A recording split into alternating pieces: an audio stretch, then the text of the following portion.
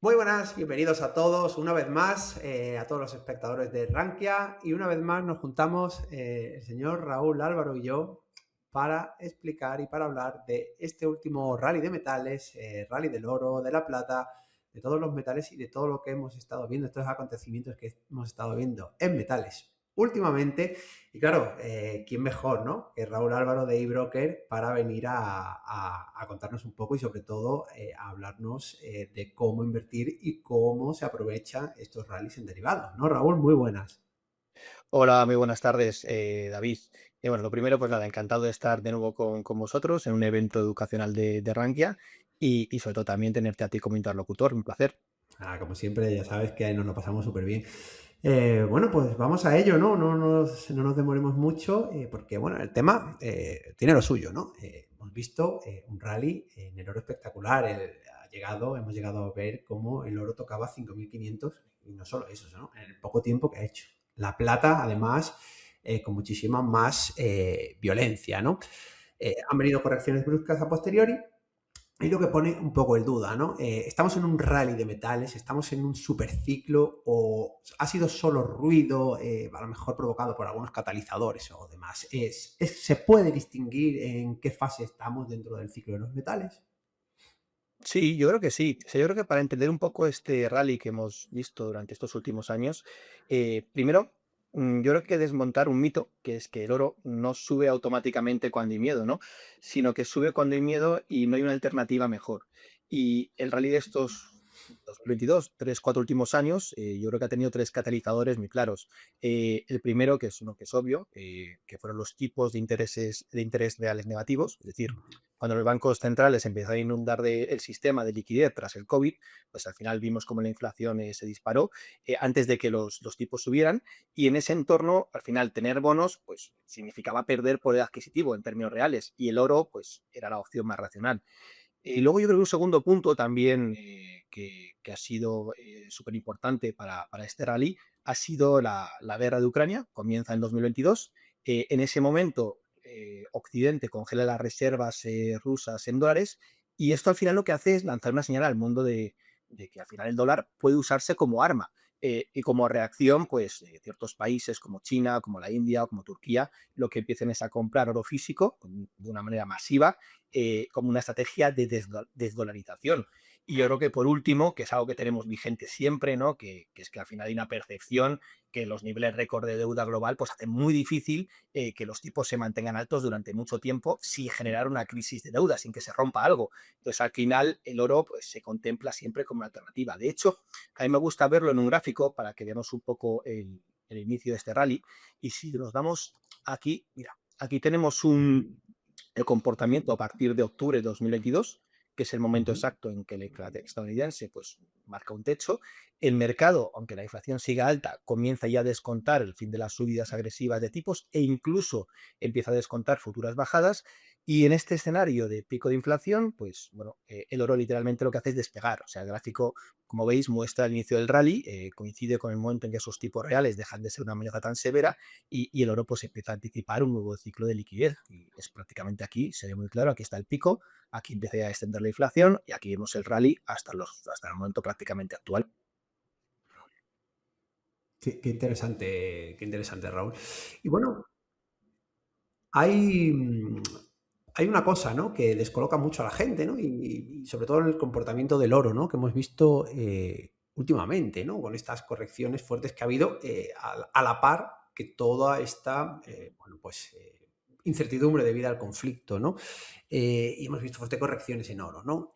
Claro, la gente, todo el mundo se lo estará preguntando, ¿no? Y viendo caer los índices, ¿no? Como se han visto caer.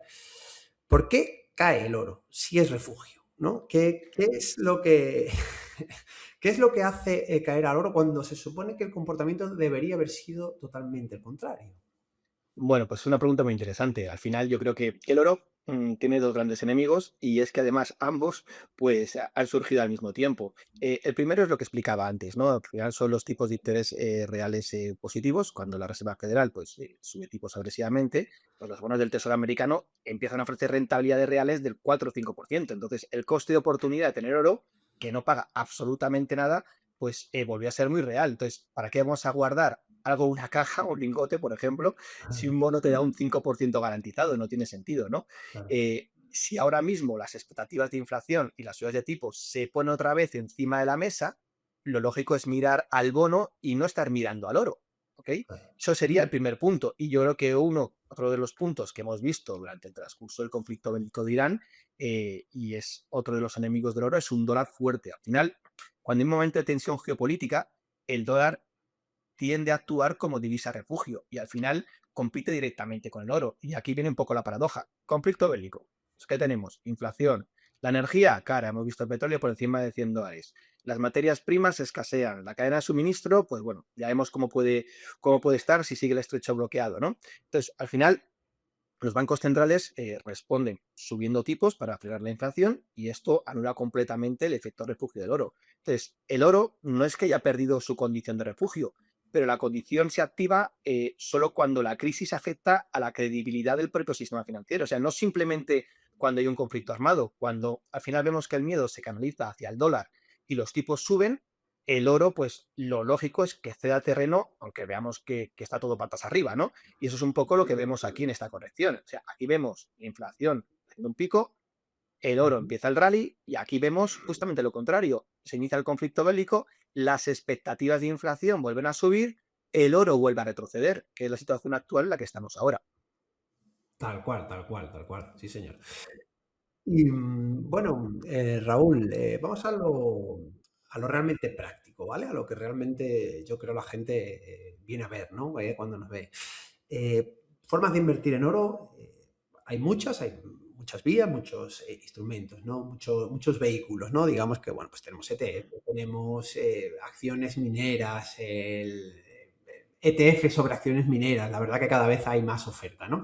Pero, Sí. como siempre, eh, se puede invertir en oro con derivados, ¿no? Es una forma de hacerlo, ¿no? Y bueno, además a través de eBroker creo que tenéis disponibles, ¿no? Tanto futuros del oro como los futuros micro del oro, ¿no? Que además, bueno, bajan mucho la barrera de entrada, ¿no? Este tipo de productos, ¿no? Como el micro, ¿no? ¿Cómo funciona esto? Explícanos un poquito, ¿no? Por encima y demás, ¿no? ¿Cómo funcionan los futuros y cómo funcionan estos derivados sobre el oro? Ujú. Mira, bueno, aquí en la pantalla os muestro pues varios de los futuros que ofrecemos en eBroker y un poco en relación a lo que comentas, pues sí, tienes toda la razón. Al final, operar metales preciosos pues vía futuros estaba reservado sobre todo a inversores o bien institucionales o inversores pues con un gran músculo financiero. Sobre todo porque el contrato estándar, por ejemplo, el oro y la plata, que era un capital importante y no nos engañemos, también un margen de garantías pues bastante elevado. Al final, bueno, pues con la democratización que estamos viendo pues, todos los años con los futuros, sobre todo por los esfuerzos de CM Group, pues, ha cambiado radicalmente la capacidad del inversor minorista de poder invertir en futuros y ahora con los contratos micro, bueno, pues tiene una mayor flexibilidad y mayor accesibilidad, cosa que se ha notado bastante en la operativa.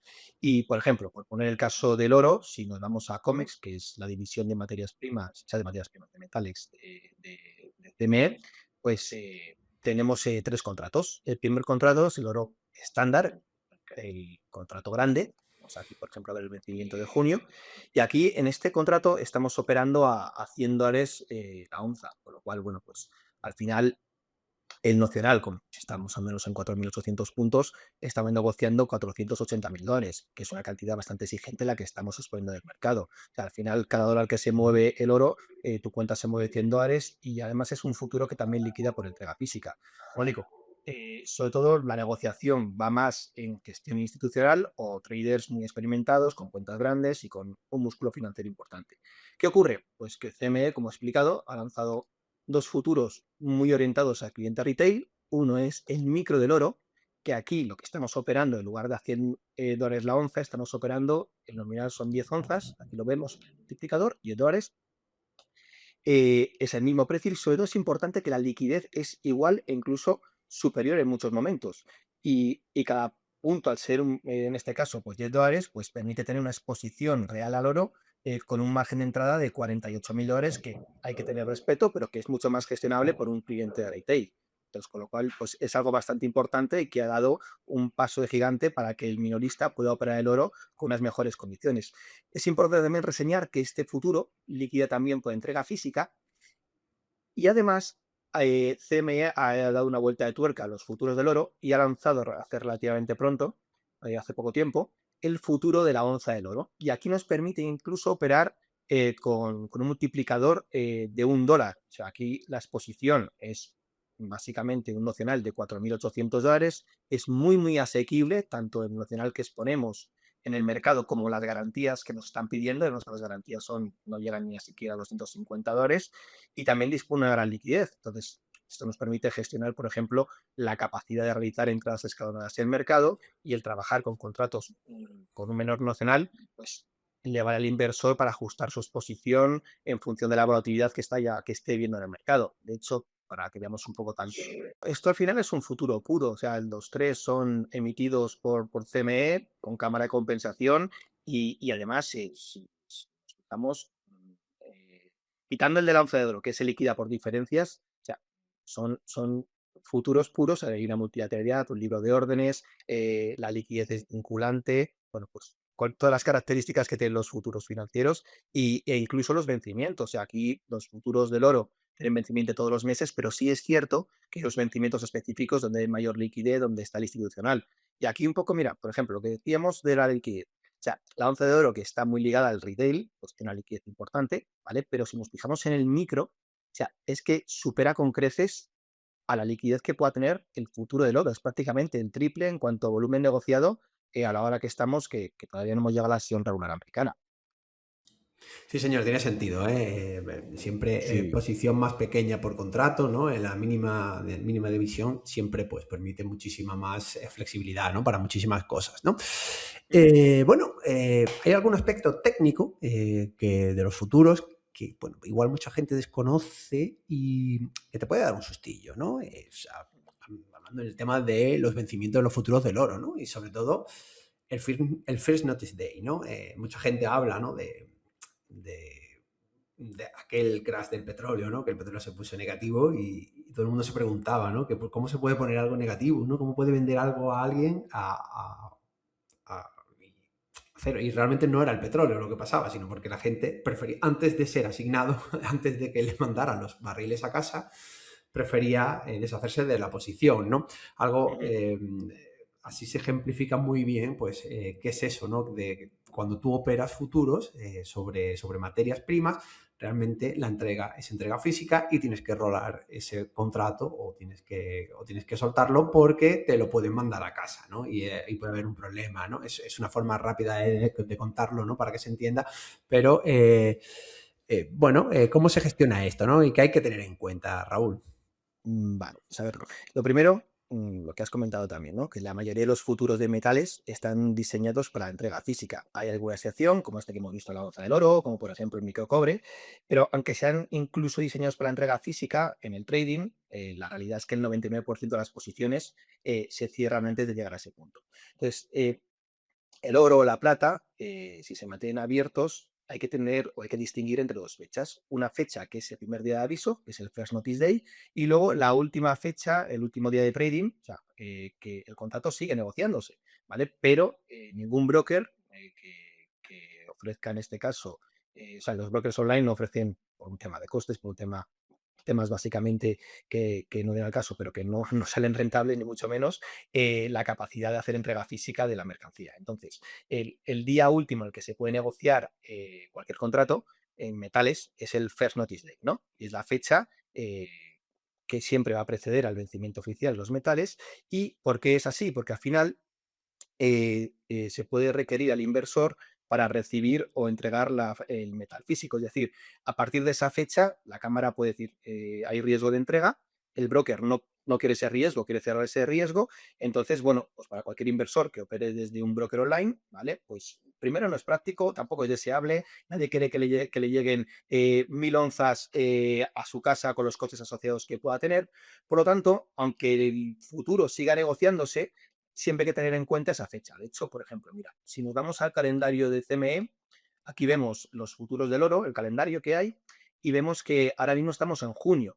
y en junio, aunque el último día, el last trade, aquí vemos que es el 26 de junio, o sea, técnicamente este futuro se podría negociar hasta ese día, el first notice day, el primer día que hay riesgo de entrega, es el 29 de mayo. Entonces, esto significa que en cualquier broker que se opere, que no va a permitir, en este caso, la entrega física de la materia prima que haya en el objeto del contrato, ¿vale? Pues el día último para poder negociar va a ser el 28 de mayo. Darán una hora límite, pues a lo mejor son las 8 de la noche, las 9, etcétera, en el que todas las posiciones tienen que estar cerradas, ¿vale? De hecho, aquí también podéis ver que, por ejemplo, el contrato de abril, hoy por hoy estamos a 15 y se sigue negociando tranquilamente. Y nosotros ya no lo ofrecemos porque toda la liquidez, aunque exista mayo, está prácticamente en el vencimiento de julio. Entonces, llegados a este punto, si nosotros queremos seguir con la posición abierta, o sea, imaginamos que al día 30 de mayo estábamos con el de abril y hemos tenido que cerrar la posición y queríamos continuar expuestos en el oro.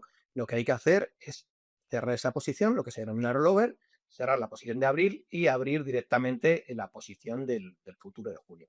Entonces, una de las cosas que siempre se suele plantear es, bueno, ¿cuándo tengo que tener en cuenta que hay que hacer el rollover? Bueno, pues yo creo que no hay algo oficial estipulado, pero sí es cierto que cuando observo que, por ejemplo, el volumen de negociación del interés abierto en el siguiente vencimiento ya están superando los del contrato actual, el mercado nos está enviando una señal, ¿no? Que es que al final los flujos ya se están migrando y quizá ese es el momento ideal pues, para rolar la posición.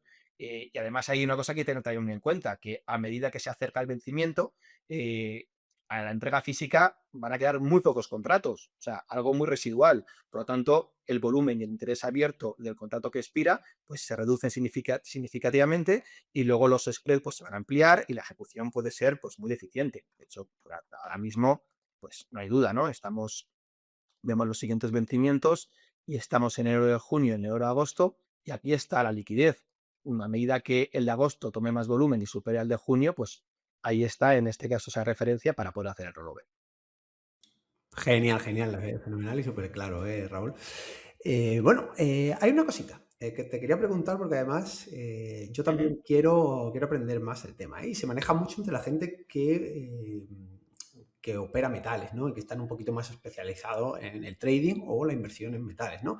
Que es el ratio oro-plata, ¿vale? Ujú. Ese ratio que, bueno, más o menos mide la diferencia de lo que, bueno, cuántas onzas de plata se necesitan para comprar una de oro y demás, ¿no? Eh, ¿Es realmente útil este ratio? ¿Cómo usar este ratio?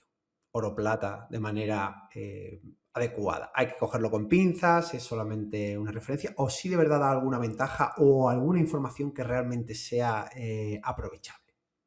Pues mira, yo creo que te da información que es aprovechable y también tienes información que te permite hacer trading con ella. Mira, vamos a verlo aquí. Lo tengo aquí puesto. Vamos a poner este gráfico.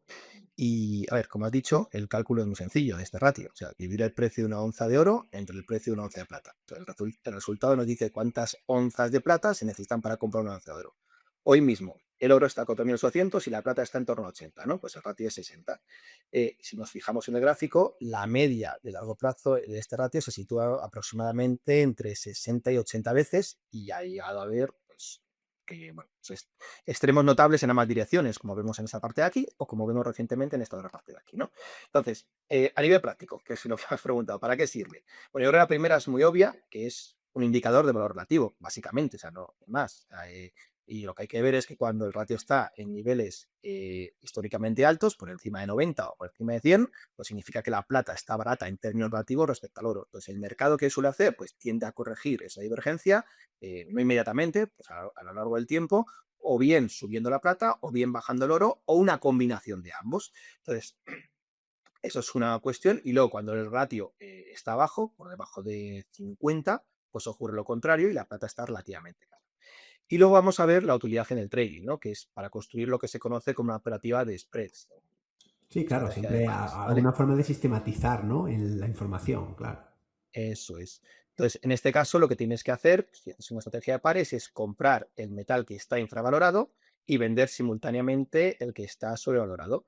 ¿Por qué? Porque lo que buscas es que el ratio vuelva a su media histórica. Entonces, con esta estrategia, lo que haces es reducir la exposición direccional en el mercado. No te importa pues, si los metales suben o si los metales bajan en términos absolutos, sino lo que estás buscando es que se comprima o se amplíe la diferencia, el spread que hay entre ellos, ¿no? Entonces, Por ejemplo, aquí, esto es el 30 de enero, esta subida que vemos aquí, o de un poquito más, ¿vale? ¿Y por qué pongo, o por qué hago un poco de hincapié en ese punto? Pues sobre todo porque ese día, pues sí podemos ver cómo se comportan los metales, pues cuando el mercado entra, por ejemplo, en modo pánico. En esa sesión, el 30 de enero, pues cayó a niveles inusuales, como veis ahí, por debajo de los 50, estaba en torno a 45, y lleva varios días igual. En este punto, pues la plata estaba cara en comparación con el oro, e históricamente también hay que tener una cosa en cuenta, que la plata es mucho más sensible, es decir, cuando el mercado sube, sube más que el oro, pero cuando el mercado se gira, la plata os suele caer con muchísima más fuerza. Entonces, si os fijáis bien, cualquier inversor que en ese momento pues, haya detectado esta anomalía y aplicase una estrategia de spread, es decir, vende la plata, que es el activo que estaba sobrevalorado, y compra el oro, que es el que está infravalorado, eh, aunque ese día, porque ese día fue una catástrofe en los metales, ambos metales sufrieron caídas muy violentas, la estrategia funcionó. Al final, la plata se desplomó con mucha más agresividad, que en este caso el oro cayó un 30%, un poquito más que recordar, y el oro cayó un 12, un 13%. Entonces, la ganancia en la posición corta de la plata compensó con creces la pérdida en la posición larga del oro. Entonces, yo creo que es un ejemplo muy claro y muy reciente de cómo el valor relativo pues puede protegernos incluso cuando el mercado pues entero pues entra en modo pánico como pasó el día 30 de enero. Ujú. Muy interesante, ¿eh? Voy a usar este ratio, ahora que somos todos programadores, ¿eh? Y todos nos podemos hacer backtests retrospectivos y todo, voy a probar varias cosillas con esto, ¿eh? Siempre aprendo algo contigo, ¿eh? Siempre hablemos de lo que hablemos, siempre saco algo para trastear, ¿eh? Bueno, si lo quieres utilizar, yo siempre planteo lo mismo, que la teoría que he explicado está bien. Hay que tener en cuenta que, bueno, lo suyo, desde mi punto de vista, es que los nominales sean equitativos, tanto en lo que negocias en oro como lo que negocias en plata, ¿vale? La misma cantidad. Y luego ya si le quieres incluir un filtro de volatilidad, ya que la plata pues, es mucho más volátil que el oro, pues tampoco creo que estuviera mal. Efectivamente, efectivamente. No, pero ahí hay chicha que sacar. Sí, señor. Ujú. Bueno, y muy importante, estamos hablando de inversión. Estamos hablando de tener oro, tener plata, vía derivados, ¿vale? Y hay algo que es muy importante, ¿no? Que está relacionado con lo de mantener posiciones en el tiempo, en futuros, ¿no? Que es el contango en metales, ¿no? Y la curva a plazo del oro, ¿no? No podemos dejar de hablar de ello, puesto que, bueno, es algo que está ahí y que puede erosionar, ¿no? El capital en el largo plazo, ¿no? Y también porque, bueno, como pasa, ¿no? En en algún otro derivado, ¿no? Cuando se encuentra en el backwardation, puede ser señal de alarma, ¿no? Y puede ser señal de que algo está pasando, ¿no? Entonces también nos sirve incluso como también indicador, ¿no? ¿Puedes explicarnos un poquito qué es todo esto y qué son las curvas Sí, de... ¿Vale? Venga. claro, sí, a ver, el contango es una situación que se da en el mercado de futuros, cuando el precio de los futuros con vencimientos más alejados pues, son superiores al precio de los contratos con vencimientos más próximos y también al precio spot do metal físico. O sea, si lo vemos aquí, por ejemplo, estamos viendo el oro de junio está en 4.821, sería un puntito, la curva, el de agosto sería 4.858, sería más alto, y el de octubre 4.894. De tal manera que si creas una curva con todos los vencimientos, esto te lo da muy bien TradingView. Mira, aquí está el futuro del oro y nos vamos Ujú. a este punto y nos sale la curva a plazo de todos los futuros del oro, ¿vale? Y vemos que aquí está en contangos. De hecho, bueno, pues tiene una pendiente positiva, pues, mirando siempre o sea, con precios superiores los vencimientos más alejados, ¿no? Entonces, esto es lo habitual, es una situación de equilibrio entre la oferta y la demanda y sobre todo siempre se da en los metales preciosos. En otro tipo de materias primas pueden estar en backwardation, como estar en el petróleo, etcétera, ¿no? Pero la explicación de por qué lo habitual es que estén con tango los metales, yo creo que es esencialmente financiera. Al final se resume lo que se denomina el término es el cost of carry. O sea, si hoy, por ejemplo, tenemos oro físico, ¿vale? Pues hay que almacenarlo, eso tiene un coste. Hay que asegurarlo y eso tiene otro coste. Y sobre todo, estamos movilizando un capital que tiene un coste de oportunidad que lo equivalente sería el tipo de interés libre de riesgo, lo que esté dando ahora mismo el dinero, ¿no? Lo que hay en ese momento en el mercado. Entonces, si sumamos estos tres factores, nos da una explicación de por qué los contratos con vencimientos más lejanos pues al final cotizan con una prima respecto al precio spot. Pues esa prima lo que hace es reflejar matemáticamente el coste de mantener el metal durante el periodo X. ¿Ok? Eh, ¿Qué ocurre? Bueno, pues que al final los metales preciosos, como he explicado, a diferencia de otras materias primas, como ocurre en el petróleo, que ahora mismo está en backwardation, es decir, esta curva está invertida, ¿vale? Eh, bueno, pues en el oro y la plata o en el paladio, el platino, lo normal es que la oferta física, sobre todo en oro y la plata, sea suficientemente estable como para que el contango sea la situación estructural normal. Eh, y ahora, a nivel práctico, a nivel operativo, ¿cómo me puede afectar? Bueno, pues yo creo que eso todo nos afecta cuando hacemos el rollover, es decir, cuando cambiamos de vencimiento. O sea, cada vez que voy a arreglar la posición del contrato que vence ahora y tengo que abrir el siguiente vencimiento, si estoy, por ejemplo, comprando, estoy largo en el mercado, compro el siguiente vencimiento a un precio ligeramente superior al que vendí. Entonces, esa diferencia es el coste implícito de mantener la posición durante X tiempo. Cuando hay un contango pronunciado, pues al final el coste del rollover, pues sí es cierto que puede mermar de forma significativa la rentabilidad de una posición larga si la tengo que mantener durante meses. ¿Ok? Entonces, bueno, es una cosa que hay que tener siempre en cuenta. Y luego, por ejemplo, también en las opciones, el contango tiene un impacto sobre la estructura de la volatilidad implícita. Al final, la valoración de las opciones sobre los contratos, los distintos vencimientos, va a tener en cuenta que es la curva a plazo está contangada. Entonces, bueno, son cosas que hay que tener en cuenta cuando vas a operar. Pues muy bien, Raúl. Bueno, estamos aprendiendo un montón, como siempre. Siempre saco cosas, ¿no? Para luego yo trastear contigo. Es fantástico, ¿no? Cuando hacemos estas reuniones.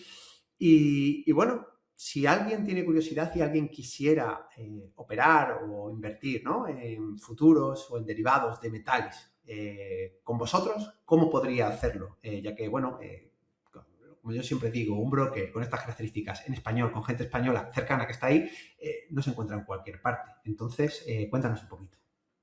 Bueno, a ver, abrir cuenta con eBroker es súper sencillo, es un proceso 100% online, no hay que tramitar papeles físicos. Donde veis en la página de inicio, en www.ebroker.es, es clicar en el link naranja, ver tu cuenta real, te va a pedir un formulario muy básico que hay que validar y después ya sí, evidentemente, pues datos personales, datos económicos, poner cuenta que quieres incluir para hacer reembolsos y como documentación estándar, DNI por ambas caras y certificado y la bancaria. A partir de ahí, no pedimos mínimo, es decir, el cliente puede activar la cuenta con el importe que quiera.